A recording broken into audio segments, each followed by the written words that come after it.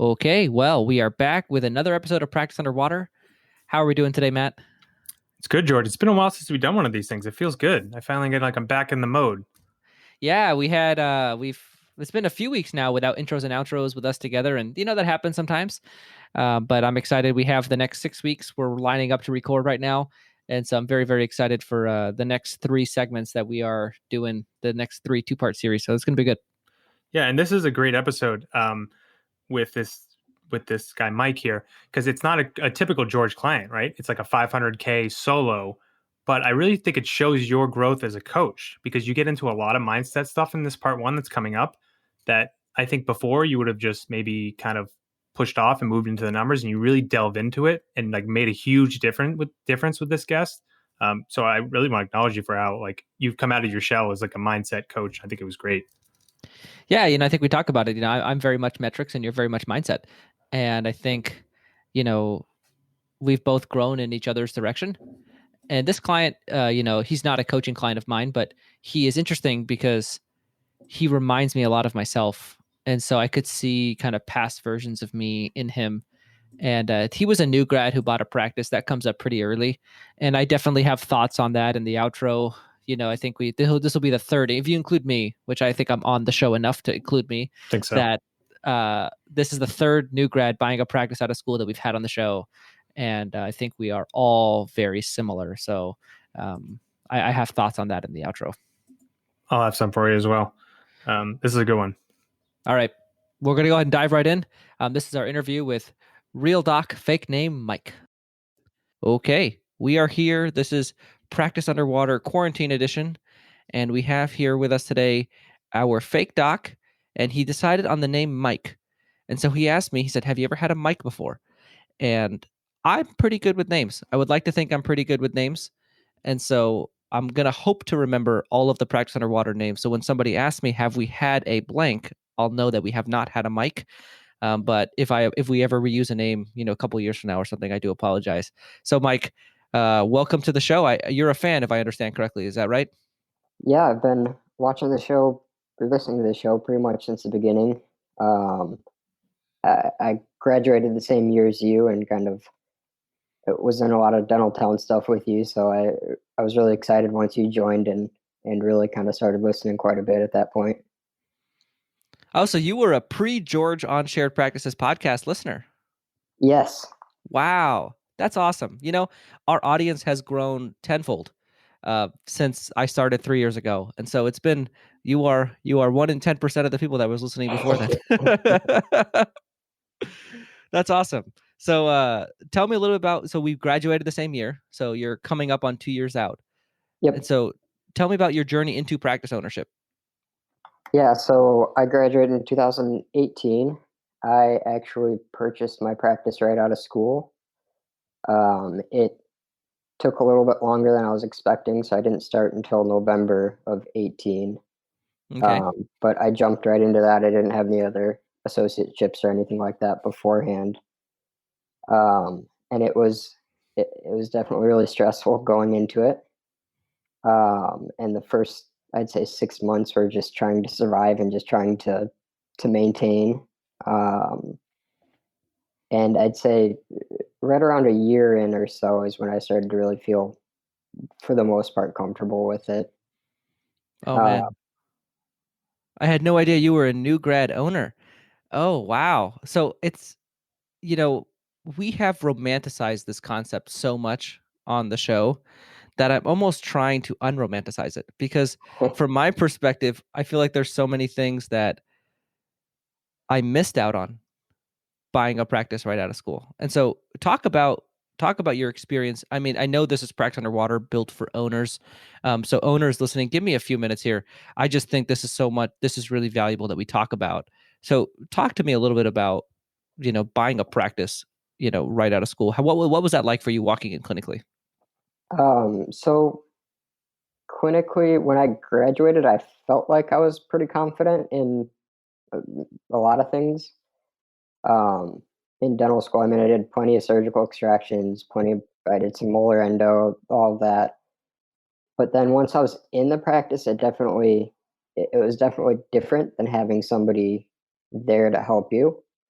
And I'd say I definitely contracted a lot clinically, to the point where I would do easy extractions, easy endo, but otherwise it was pretty much just fillings and crowns. Um, and it was definitely really stressful, trying to keep a private practice pace while also trying to run the business and you know, dealing with everything that comes with that. It's definitely not something that I would recommend for people. It's I think having either a residency or an associateship for a little while just to kind of gain some experience would definitely be helpful. So are you still contracted clinically, or have you kind of broken out of that? For the most part, yeah, I would say I'm still fairly. I don't do a lot of extractions or endo. I see that that's probably going to have to change as we start kind of going back into things. I expect that things are going to be a little bit slower. Part of it was also that I felt like I was really busy as it was with fillings and crowns. So when we had slower times, I'd start to take on a little bit more. Um, but for the most part, it's been mostly fillings, crowns, that sort of thing. And so this is a point that I want to bring up because we both graduated the same time. We both started in our practices around the same time. We both bought them right out of school, and we both are still suffering clinically. Not like our work sucks. Our work, I mean, I feel like I do great work. It's just the type of work I do is so basic, and that still affects us today. And it's this thing where if we had gotten like an associate that really pushed us to grow, and that's all we focused on, uh, clinically today, we'd be a lot further. And so, that's something I just want to bring to light for our listeners is how much that affects us as new grad owners, because it doesn't go away. And I'm looking at your practice by numbers, so I don't look at these until, so I was talking to Mike about when he hopped on. I'm like, look, I'm pulling, like, the page is loading. I haven't even looked at your practice, and that's what I like to see. But just the first thing that kind of popped out to me was, I can tell, through, and we'll talk about it later, but just diagnostically, I can kind of tell. And so it is what it is. But that kind of did you have a lot of confidence issues going into the office? Yes, I would definitely say I had a lot of confidence issues. The other thing is I do look really young, so I would get especially the first 6 months, I would say at least probably 5 or 10 times a day. Oh, you look too young to be a dentist, that sort of thing, all the time. And then that combined with it being the first time that you're not relying on an instructor, you're the one who's Hmm. telling the patient something. It, it's it definitely it I definitely was lacking some confidence there. And it's super intimidating as a brand new, like, you're essentially a fourth year dental student replacing a 30-year experienced dentist whose patients love them. Like, there is nothing, from what you think of yourself at the moment to who you think you're replacing, there is nothing more intimidating that I've done in my career than walk into those exams for the first time. Oh man, it's brutal. Yeah, I got, so tell me about the practice that you bought, size wise, revenue, number of staff. Just give us a quick kind of synopsis of what you purchased. Yeah, so it's a pretty small office. Coming out of school, it's definitely harder financing wise, to try to find larger practices. I think that's another downfall of trying to buy right out of school. Hmm. So it was doing right around 460,000 a year in collections. It's four operatories. At the time, it had um, one hygienist, and it was 3.5 days a week. Okay. Um, and they were all. uh, We since changed it to 3 days a week, and we've kept the same number of hours, but condensed things down, so it's 3 longer days. Okay. Um, but it's that one assistant, one front desk when I purchased it, and like I said, one hygienist. Since then, I've added a part-time hygienist, and we have one other person that helps with kind of both assisting and front desk. Just kind of wherever she's needed, she hops between the two. And I see in 2019 you guys collected like almost 550. So Yeah, it I was would right call around 530, I think. yeah. So that's a solid like 15% growth. So let's audience in your cars round of applause for Mike here as a new grad walking in with very little confidence. And the way he's talked about himself for the first 8 minutes that we've been recording is, hey, you've grown your practice. So that's, I mean, first and foremost, congratulations. And secondly, this was a coaching request. So you reached out to me for coaching. So tell me what's going on. Where are you at? Where do you want to go? And what are you, why did you reach out? Yeah, so I think the biggest thing is as I've been practicing, and part of it may be that I jumped right into ownership and had kind of that lack of confidence going into things, but I just haven't really enjoyed a lot of general dentistry in general.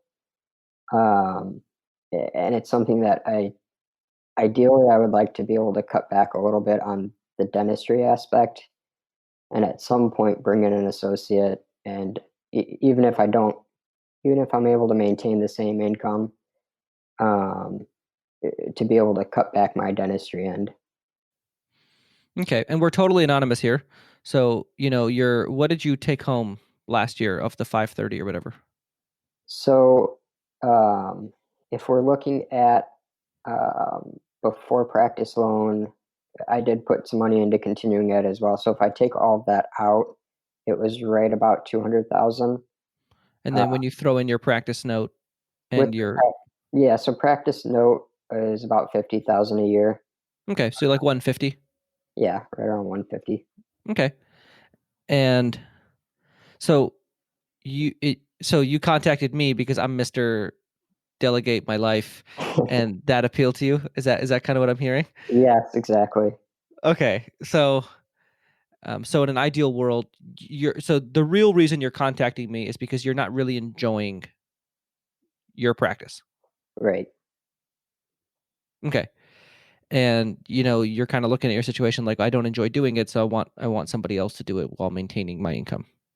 right. Okay. I kind of want to unpack it. And for me, one thing I really like to preach is when we say we want something, I want to figure out why we say we want it. And so you say, and I'm just kind of using your own words, you're saying I want an associate. And, and then we ask why, you're like, well, I don't enjoy what I do. And I want to unpack why you don't enjoy what you do. And I want to figure out what you enjoy doing and then see if that aligns with that initial plan. Okay. Does that make sense? Yeah. Cool. So talk to me about, just bitch for like 10 minutes about everything about your job that sucks. um, so I would say a lot of it is just the stress involved in it. And one of the things that really stresses me out, I would say, is dealing with anxious patients is one of the biggest things. I do feel like the practice I bought, the dentist was kind of known for being extremely gentle Mm-hmm. with everything, and I do think I'm very much the same way. But it also brings in a lot of people who have a lot of anxiety, and that just kind of brings a lot of anxiety to me as well. I also think um, it, just part of it is, I think, the confidence. Um, e- Even in just regular general dentistry, dealing with all kinds of different patients, and I would say on the people who are really easy to work on and everything, I don't get nearly as stressed out. It's just kind of a routine. Um, but there's a lot of it involved there that has brought a lot of stress to me, and just I don't want to make it sound like I absolutely hate dentistry, and because it's Yeah. it's not bad. Nobody thinks you're saying that. I just don't really enjoy it, and there have been some aspects that I have enjoyed. So I'd say I've done a lot of ortho as my continuing ed. That's where I mainly invested in. And the cases that I have started, I've started 3 so far. But I've really enjoyed that along with just the sort of mental challenges that come along with planning everything beforehand. Um, I would say a lot of the hands-on stuff is where I don't enjoy nearly as much. Okay. And so I got so man, I so get you. And I think that's like so clear to me, but I want to keep going on owning the practice. Mhm. So talk about your experience owning the practice. What do you enjoy about it? What do you not enjoy about it? Yeah, so as far as owning the practice, I obviously enjoy being able to do it 3 days a week versus 5 at this point. Hmm. Um, but I think uh, I would say my team members, uh, I really enjoy working with all of them. And uh, I know I have a lot of growth to go as a leader. I feel like I'm very much too easy on everybody and don't push people hard enough. Um, but I really enjoy working with everybody that I work with. Um, and uh, I enjoy. So I don't have practice by numbers or anything like that, but I enjoy Hmm. looking at things and kind of seeing how is next month going to go, planning for things like that. It's part of also what I was interested in coaching is trying to figure out how I can improve everything on that end. But I do enjoy kind of planning things out that way. Okay. So I'm kind of debating which way to take this. I'm gonna take a step back, and I'm gonna first. I wanna for our audience who heard, the things about dentistry that you don't enjoy are the exact same things about dentistry that I don't enjoy. Like to a T. It was like I was communicating it. It's that stress that you feel and that pressure we put on ourselves and the anxiety that comes with doing the dentistry from the provider's perspective that I hate. Has nothing to do with the actual performance of the dentistry. It is my experience doing it that makes it very difficult for me. And there's 2 ways that you can approach this. So the anxiety is fuel because it propelled you to get on this call today to get your practice to a point where you can have an associate do the dentistry, therefore remove yourself from the thing that causes the anxiety. Or you can go through it and work on the anxiety so that the experience of dentistry doesn't do that anymore. And which way you go has everything to do with your goals. And if we were to, for a minute, take out that anxiety and just say, what if you loved doing general dentistry? Then my guess is all of a sudden the desire for an associate would not really be there. Mhm. Do you agree with that, or do you feel like I'm wrong? I do for the most part agree with that. Um, I I think I still would like to e- because even at the 3 days they're longer days, and I feel like late nights really get to me a lot. Hmm. So I do think I still would like to be able to cut back my clinical hours, but I do think that would taking away the stress would definitely diminish the desire for that much more. So, what if we take away the stress from performing dentistry? So, imagine doing dentistry and feeling happy about it. Like, imagine a world where that exists. And then cutting your clinical hours to convenient hours so you're not coming home in the evening. How are we feeling? I would say pretty good. So, is that a sustainable situation for you?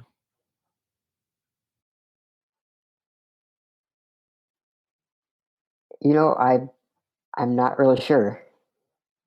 I it's hard to really picture being there. Where I'm at right now, I think it probably would be, but it's hard for me to picture completely stress-free dentistry because it's just I feel like I don't know that I could ever get to the point of it being that way. Stress-free dentistry. Yeah.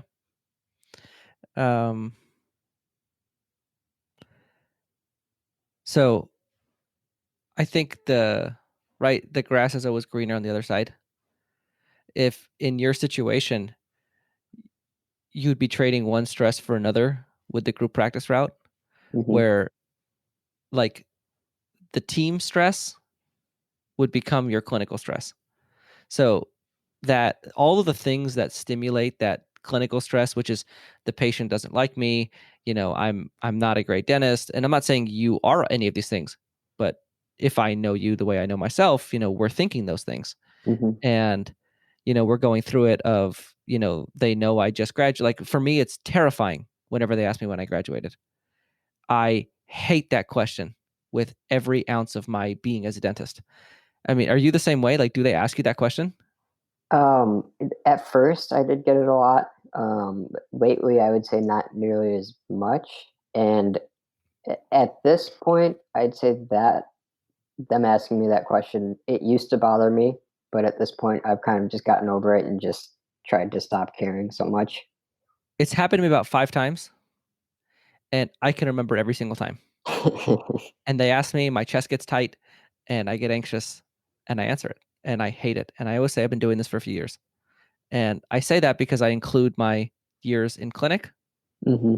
in my head. So it's been a few now, and then one patient furthered and said, "But when did you finish your training?" And then I answered, and but it's funny, and I was vulnerable with my team, and I told them in a meeting, I'm like, I hate when I get asked that question because it makes me feel like I'm getting attacked. Like I take it in like a you don't know what you're doing. When did you graduate? And they all looked at me like, dude, you should not have that approach to it. It's impressive that you just graduated and you own your own practice. There's a totally different way of looking at it that is way more empowering. And whether what they intended or not doesn't matter. It's the way we approach the question that does. And so the fact that like that question used to bother you, but now it doesn't, the fact that like for me, that still bothers me, it shows that you can totally change the way you experience something. The question hasn't changed, but your experience receiving the question is totally different. And so in dentistry, that can be the same thing. It's once what you can get to a point where, and I guess when I'm looking at your situation, your practice is small. How Hmm. many operatories do you have? 4. 4. And you have a small team, you have a small number of patients, and as your leadership, like you've kind of already identified, is your ability to challenge your team and kind of create chaos isn't there right now, and there's nothing wrong with that. It's just that's where it is. And so the associate route is, logically speaking, very challenging because of all of those things: small practice, small number of patients, small team, and you know um, lack of experience with chaos. So that's where I look at this and I say, well, for what you're saying you want, which is less stress, potentially more money, and less inconvenient hours, I see a much more direct, straightforward path as a solo dentist. I really do. And that to me is really the thing that's kind of, and even your personality, it feels very like the fact that you like ortho. Um, like I'm not saying that that's like, but that's a pretty, that is a lot of information that you are consuming and applying clinically. Like, yeah, I don't know, that feels solo dentist to me. Yeah, and I I don't.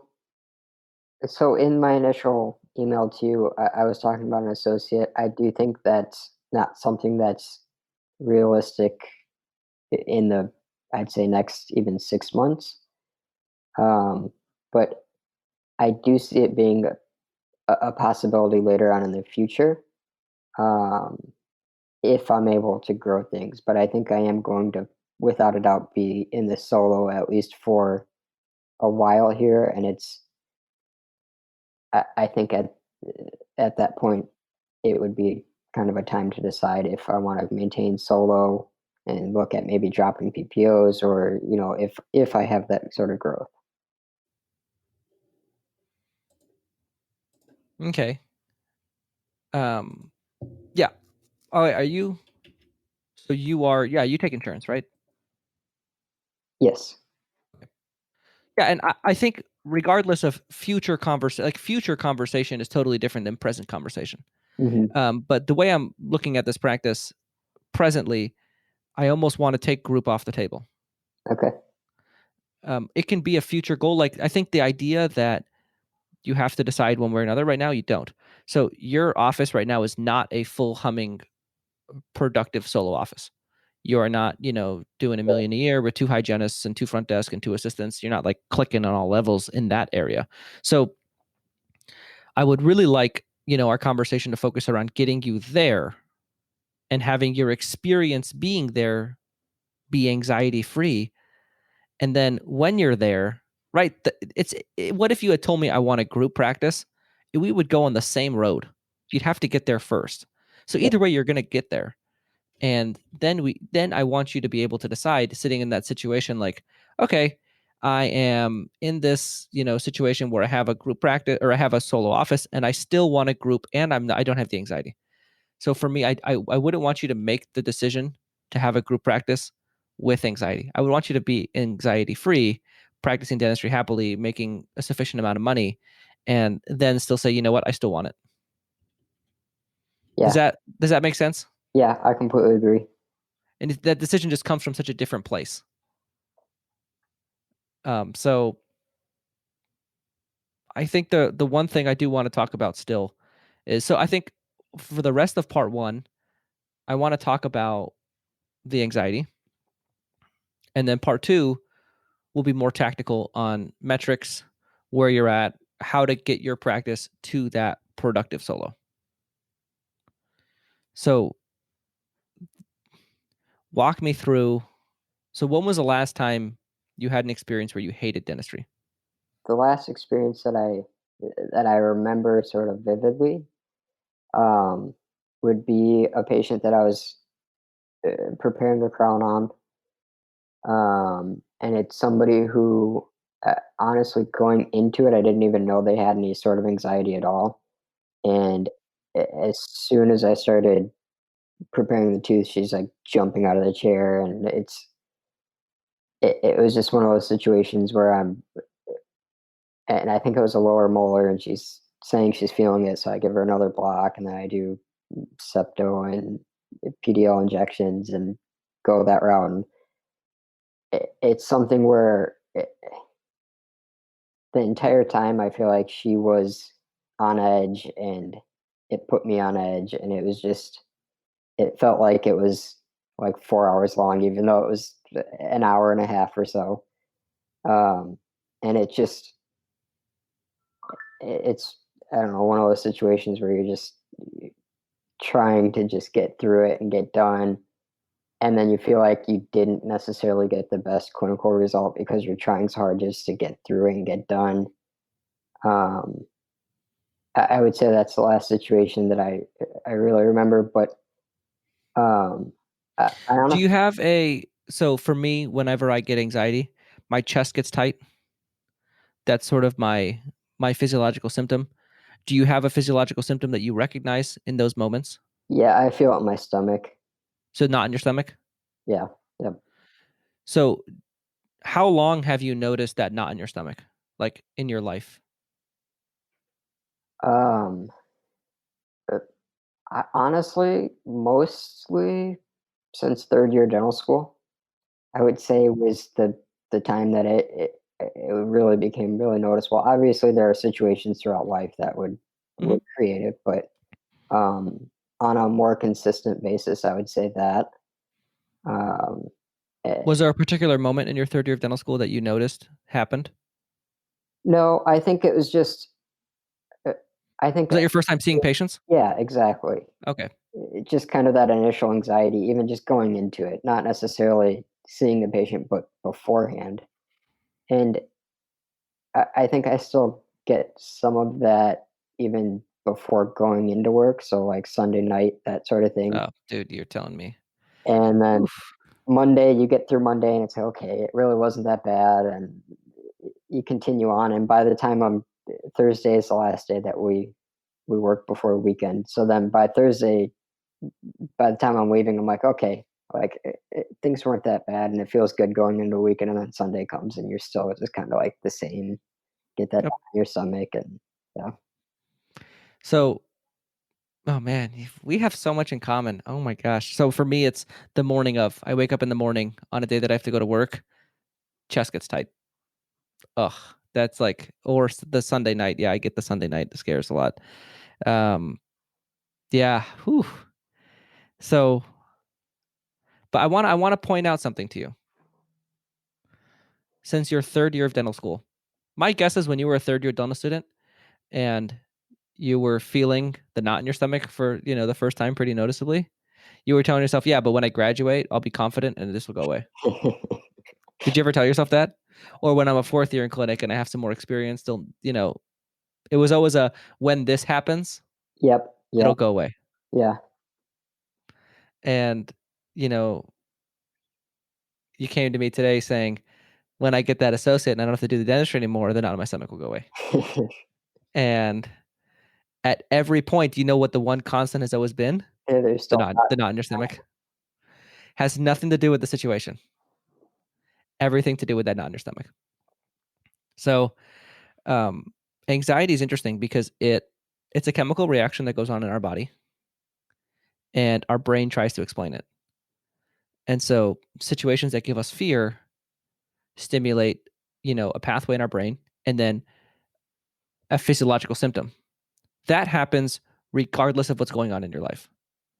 When there's something going on in your life that your brain can use to justify it, it will pick your deepest, darkest fears to remind you about all the time.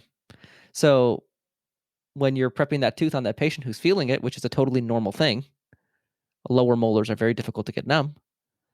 Your brain's like, well, this is because you suck.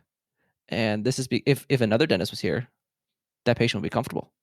And if, it's that whole experience that gets triggered, and that's really hard. That is really hard. Man. So I want to teach you a technique that I use to manage my anxiety. And I also want to recommend you read a book about anxiety because the thing I'm trying to make you aware of is that, right, I can tell you how to get the tooth numb. Like, I can also go down that road of injection techniques and like all this stuff so you don't have that same situation again. But that's not really the problem. Like, in what we do, there will always be something that goes wrong that makes us feel not good enough, like we're a terrible dentist, and all those things that trigger that fear. So there's something called the DARE response to anxiety, and so it's this book called DARE, and it's about the D is dismiss, the A stands for acknowledge or accept, the R stands for run towards, and the E is engage. And so it's called the DARE response to anxiety. And so when you feel an anxiety attack, so let me just kind of walk through that same clinical situation again with the DARE response. So I'm prepping the tooth. Patient feels it. Ah, hurts. Boom, knot in your stomach. Then that's when your mind starts thinking, crap, I messed up again. I'm a terrible dentist. And you start going down that road where you can first dismiss and you can say, well, everyone misses blocks. This is it's like what, 25% fail rate on a block. Like, this is just 1 in 4 of these is going to miss. That's what happens. You have to dismiss the concern. First thing you have to do. Then you have to accept the fact that you're anxious, because the reality is anxiety never, ever goes away. It is something you are going to experience for the rest of your life. You're 1 in 6. And it's acknowledging and accepting it and just saying, yeah, my stomach's going to feel a little bit tight. And that's okay. Sometimes challenge it to make your stomach feel a little tighter. Like, that's all you got? Come on, make it tight. Let's see what you got. And let me feel a knot. and you kind of challenge it a bit and let it know you're not afraid of it. Because the worst thing with anxiety is being afraid of the knot in your stomach. That's the real problem. So allowing it, and then typically you don't need to run towards it. Typically you can just move on to the third step, which is engage in another activity and distract yourself for about 30 seconds.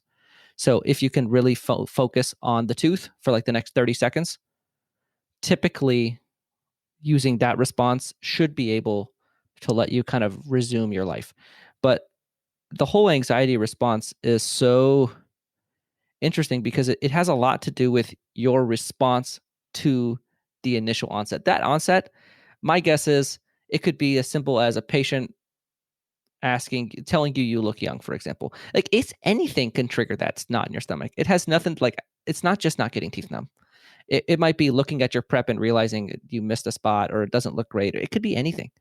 And yeah, so I think the point I really want to make is one, there's a way of handling the anxiety, which we talked about. And there's a book that I really think you should read by Barry McDonough. And the other one is realizing that this has been there the whole time and that it'll get better if we don't go through the anxiety, it'll always come up in some part of your life. Right now, it's just picking dentistry because that's the area where you're most vulnerable. But if we somehow navigate around dentistry so that like without approaching the anxiety head on, it's just going to show up somewhere else, either parenting or relationships or I don't know. It shows up everywhere. So that would be my advice to you. I haven't let you talk a whole lot. So what's going through your mind? Yeah, I mean, I agree. I think definitely the anxiety is the biggest thing, and I think finding healthy ways to deal with it is going to be probably make the biggest difference out of anything. Um, and I will say a lot of the anxiety isn't always even when I'm in the chair doing the dentistry. A lot of it's just thinking about it beforehand.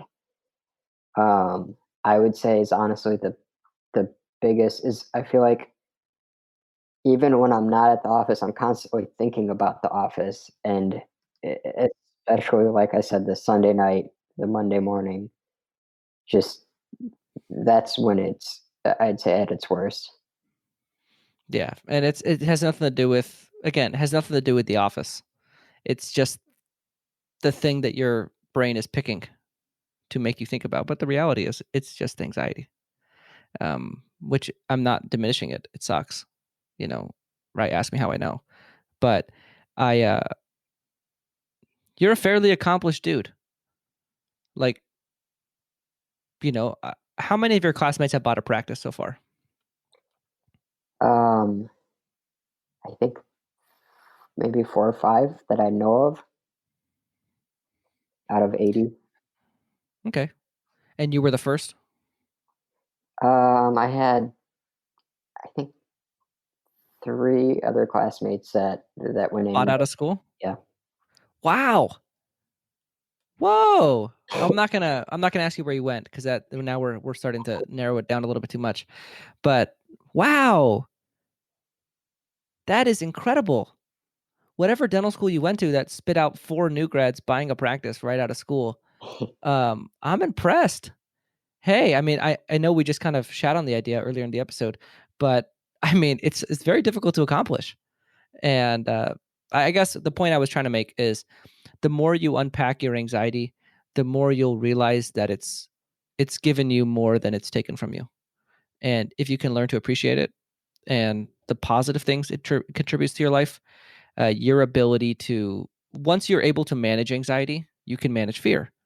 And so doing clinical procedures that are out of your comfort zone, for example, become a lot easier.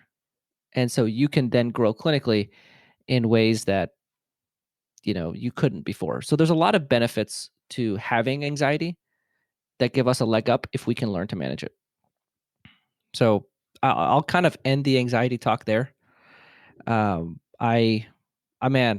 I want to thank you for bringing that one because that's not an easy thing to talk about. And it's like this is a practice ownership coaching, business coaching show, and we talked about anxiety for like half an hour. But it's so relevant because I mean, in my experience at practice ownership, I ran my practice with like that whole thinking about it at home. Like you go home and you're thinking about the office. Like, what could I do? Like, what are you thinking about when you think about the office? Like, what part of the office? So I think it depends on the day. I think um, if Sunday night obviously is more clinical and what's going Hmm. to happen, what emergencies are going to come in, how is the patient going to react. A lot of times I'm referring people out, so I think that also, how is the patient going to react to me saying you have to go see somebody else? And but I would say most of the time it's just thinking about how can we grow, what should I try to implement, and I feel like I very much have jumped around from thing to thing and never I haven't focused enough on any one specific thing. Um, uh, but I would say that's most of the time where what I'm thinking. Yeah, I can really relate to that jumping around, and I call it frenetic. So it feels frantic. Does it feel frantic to you when you're like kind of jumping around? Like you're like the new idea of the week that you think is going to totally revolutionize your practice? Yeah, yeah, absolutely. Yeah, that was me. So I started in my practice. I don't know how much of my story you know. I started my practice and we exploded in the first 6 months, and we had a really strong what I later found out was called the honeymoon phase. And I thought that was real life, and it was a honeymoon phase. And so then my practice tanked after that. And man, that did a number on my anxiety and my worthiness as a person and my inadequacy and all that stuff that comes with it. And so I was, man, I like every part of the practice got fixed in 6 months. It was frantic. And I didn't have enough focus or metrics or information to know what really needed to be focused on versus what I was just kind of doing. Like I thought buying a cone beam and placing implants would totally explode my practice, which it didn't. And I thought that implementing insurance maximization would explode my practice, which it didn't. All these things were great to have. They're like little nice bonuses, but none of those things exploded my practice. And it wasn't until I was able to actually like fully understand my numbers and what is my bottleneck in my office that I was actually able to like get explosive growth. And so I think that's a great segue into part two. Let's take a look at what you've done in your practice in part two, where it's going, and then maybe what some of your biggest bottlenecks are so that we can talk about a way to quickly grow your practice.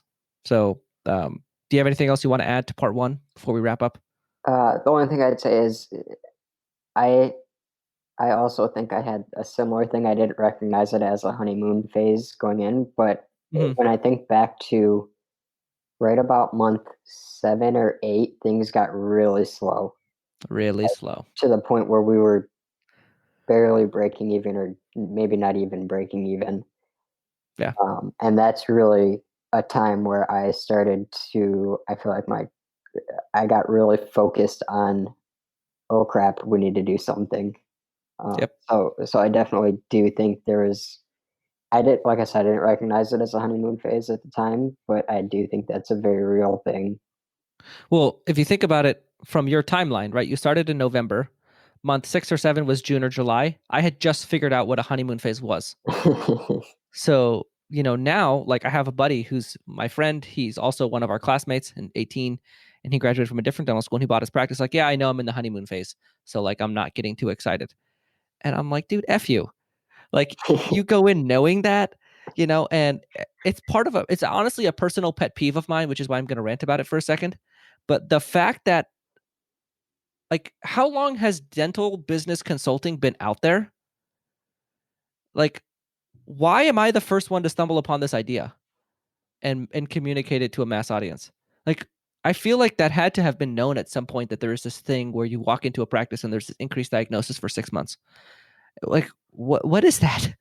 I don't know why that hasn't been. This is an area where I'm an original thought leader through experience, and I would like to not have been. It would have made my life like, and that's part of the reason why we coach the way we do, is because this is the coaching I would have wanted, and I would have wanted somebody to recognize that I was in a honeymoon phase and also recognize what to do about it and what my bottlenecks were and understand my practice better than I do. And for me, that, you know, that's why we do what we do, because that's not out there. And yeah, it's a personal pet peeve of mine that we have all of these consultants and experts and everything, but we don't, somehow that was missed. That's a huge point because the honeymoon phase offers cash flow. It offers all of this great cash flow and low expenses. Usually you kind of taper your expenses in. And so you have very profitable months early on that you could use for good if used properly. And so, yeah, personal pet peeve. I'll stop ranting. I'm so happy you said that though, because man, we both bought practices right out of school the same year, both had honeymoon phases, both got the anxiety going on, man. And this is like solo George right here. This is if I was a solo, this would be me. Cool. I'm gonna change your name from Mike to Solo George. I'm kidding. All right, we'll go to part 2. All right, Matt. So I love that interview. What did you think about it? I mean, I said a bit in the intro there. I thought it was awesome. Like I was riveted. You know, I was making some lunch, but I was really just focusing on the interview. I think I even burnt the thing I was making. What were you making? Just a sandwich, toasted, but I left it in the toaster too long, so it burned. Oh, well, I'm happy I burned your lunch. That's such a compliment. Yeah. But I think for me, the thought that I really want to lead off with is this is the third new grad. I think you had one on. Mm-hmm. I am a new grad who talks about myself a lot, and then we had Mike, and we all retracted clinically significantly from dental school to ownership. And I think so Tyler Tolbert is our intern, and he's a third intern or youngest in dental school, and none of our interns, it doesn't look like any of them are going to buy a practice out of school. And for me, I kind of took that, I felt like the guys that I've been grooming for the last 3 years should probably buy a practice out of school, like, do what I did. Right. And Tyler, he told me, and I think I was so proud of him in this moment where he told me, he's like, look, man, like you've done well for yourself, but I also see where you buying a practice as a new grad has held you back. And I'm going to take the long road. I'm going to wait a year. I'm going to improve myself clinically in a practice that challenges me. And then I'm going to buy a bigger practice. I'm going to do what you kind of said you wish you had done. And we're 3 for 3 on new grads on the show that buy practices out of school. I think I can safely say that I think for 80-90% of people that are thinking about buying a practice very quickly in their career, having a year under your belt to do difficult procedures, get comfortable clinically so that you don't have to do it all at once and you're going to retract clinically because of it. Yeah, I mean, like he's doing well. He's not bankrupt or anything. Like, he's doing fine. But I think you could say 3 for 3, me, that other doc, I forgot his fake name. I know his real name. I won't say it. And then, this Mike, I think we all would have been better off clinically and as productivity as dentists with a year of an associateship on our belt. Yeah, sure. And I think what was interesting about Mike is it really pointed to how long lasting those issues are for him, right? He graduated in 2018. We're in 2020. It's been 2 full years, and he's still dealing with the impact of becoming an owner directly out of school and not having that time to really figure things out clinically. And even this type of procedures he did in dental school, the harder extractions, the endos, he's not doing them now still. So he is completely retracted, and it's lasted a while. I don't think the lasting a while is something I really realized. I kind of thought, most people get over it. Maybe it's 6 months to a year, but I think I'm kind of realizing that it can be a long-standing thing and really impact you. I mean, I found a way to navigate around it, obviously. So for me, it doesn't show up as much, but I haven't done an extraction in 2020. And I was in school, one of the more ambitious dental students clinically. And so, yeah, it's real. Like that for all the dental students listening, early of ownership, it comes with baggage, and it's not something that's easy to get over. And, I think Mike and I relate a lot in the anxiety realm as well. And, that came through, and I think that doesn't help, right? Like when you have feelings of inadequacy about your ability as a dentist, being a new grad and going out of your clinical comfort zone, like all of that is not a good combination. And so you got guys that have done it and haven't contracted, but I think the more common situation is the contraction.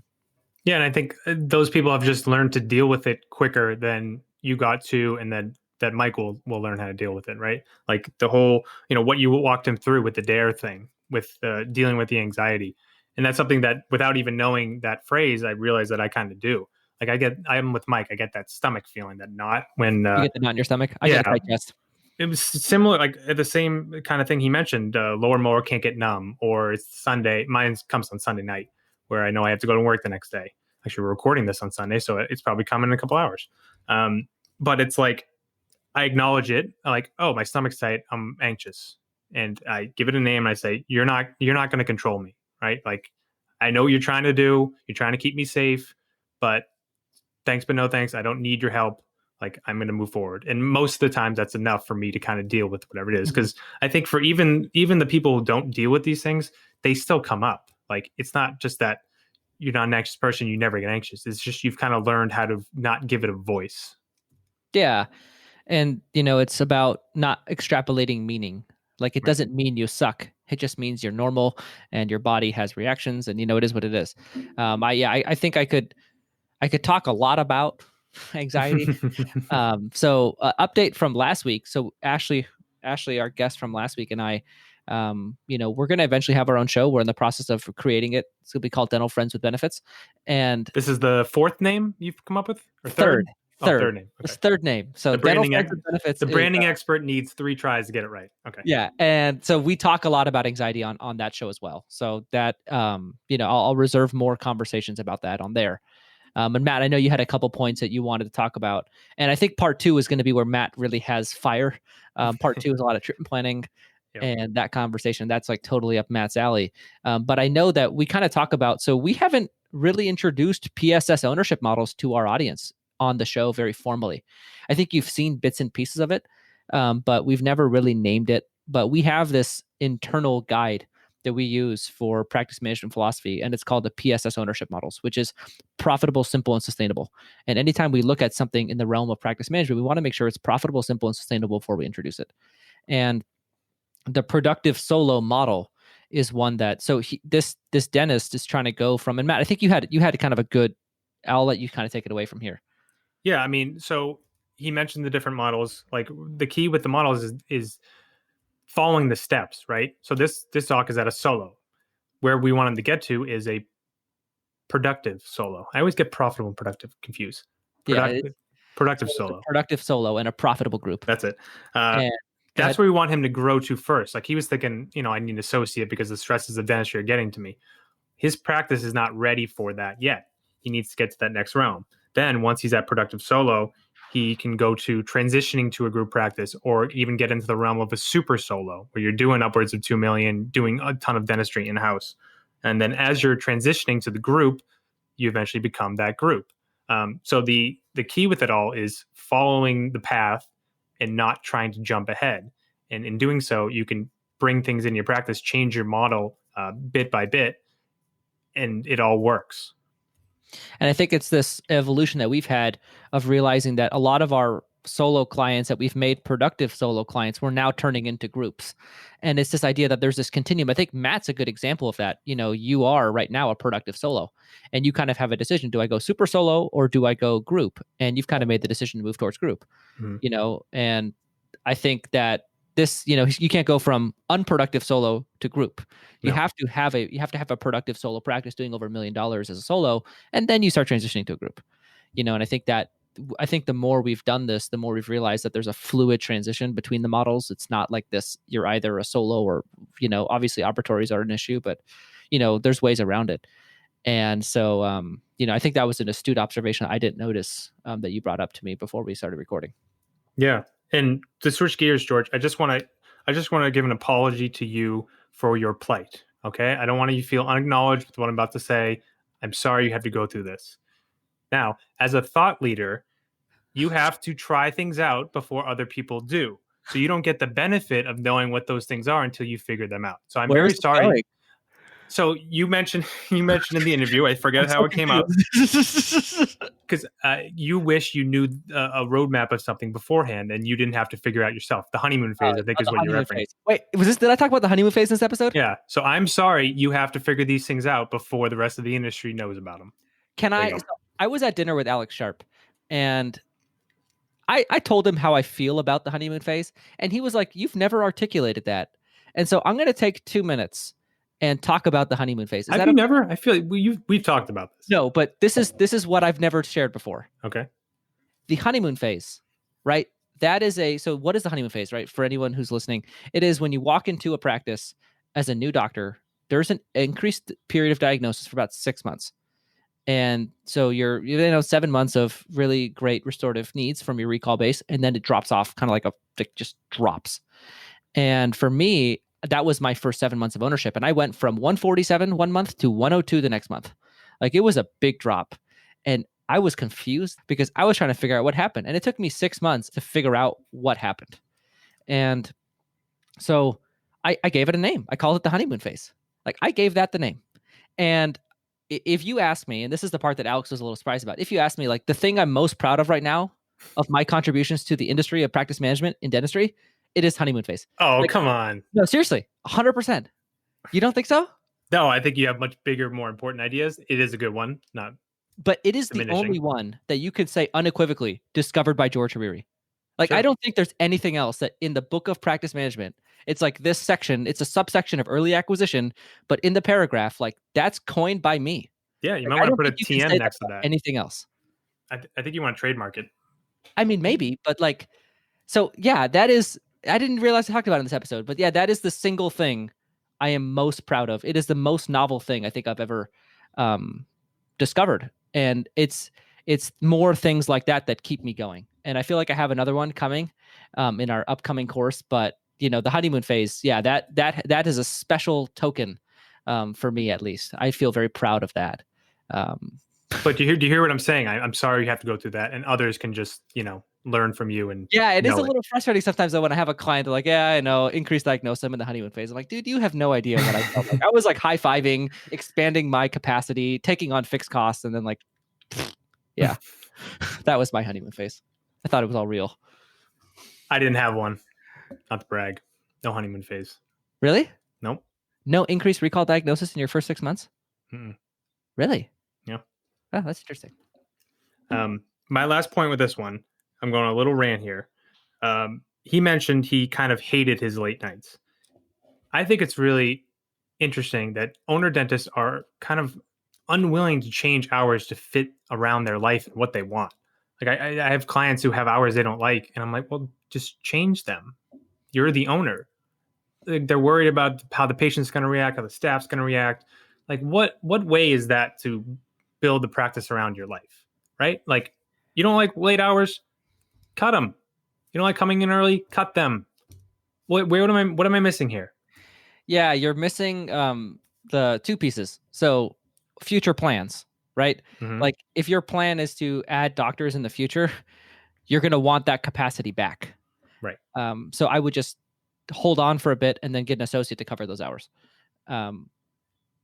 But for Mike, he's not going that No, way. that's anytime him. soon. He cuts hours, no biggie.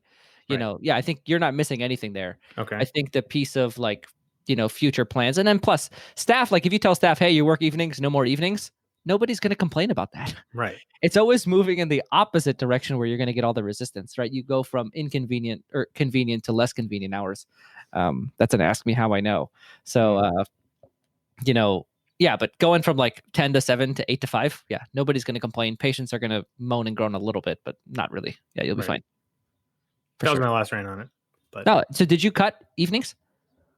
so I don't mind doing one. I think one time a week. No, but I don't mind it. Like, one a week I can handle. I can do it. I can work hard and I'm out. But any more than that. But like, no, for me it was cutting Fridays and cutting Saturdays out of my own schedule. There you go. Yeah. And yeah, right. I think if you have good retention systems in place, then you can afford to lose the patient that needs to come in at 6 p.m. on a Tuesday. Like, yeah, they don't need to come to your practice. They can go somewhere else 6 p.m. on a Tuesday. Right. And I think you handled this interview wonderfully, George. Getting into all the anxiety things really showed your growth. And, I commiserated him having patients tell him he's young and that, what year did you graduate? I hate when they ask that. I always play it off. I do exactly what you do. I've been treating patients for 6 years, adding in the dental school years. Yeah. If they press me on the graduation date, I do not give it. Not Oh, happening. really? I'm not giving up the power of that conversation. Sorry, you don't get to know that. not happen. That's hilarious. Okay, gosh, this has been a long outro, but I got one more thing to say. Mhm. So I actually talked to my team about this, and it was me being vulnerable, and I showed them. I said, when patients ask me that, I hate it, and they are like, you know what? You should be proud of the fact that you're young. I'm 27, and like you should tell patients that. And so I actually am in the process of trying to buy a second practice right now. The seller asked me how old I am. I'm like, hey, I'm 27, and I'm really proud. And it was a different feel saying it like that, and being proud of who you are and the fact that you're young and it's early and you have your own office. And so I think there's that perspective or that context, like we talked about it, where you can come at it that way. And I think you have, like, you don't know why they're asking, you don't care. I'm proud of the fact that I'm young. Nice. I like that too. Yeah, I think that's a shift that I'm trying to make with patients. Still not there, but my staff told me that's how I should approach it. Cool. Awesome. Well, this is great. Part 2 is coming up. Hopefully we can keep our discussion under 15 minutes next time. But I think this was a good outro. So I'm looking forward to seeing you next week, Matt. Thanks for listening to another episode of Practice Underwater. We'll see you guys next week. If you're interested in one-on-one coaching with either Dr. George Hariri or Dr. Matt Garino, our contact emails are in the show notes. And if you're interested in being on Practice Underwater as a guest, where we could look at your practice anonymously, you can go ahead and contact the email in the show notes and follow those directions to get on the show. Thanks, and we'll see you guys next week on Practice Underwater.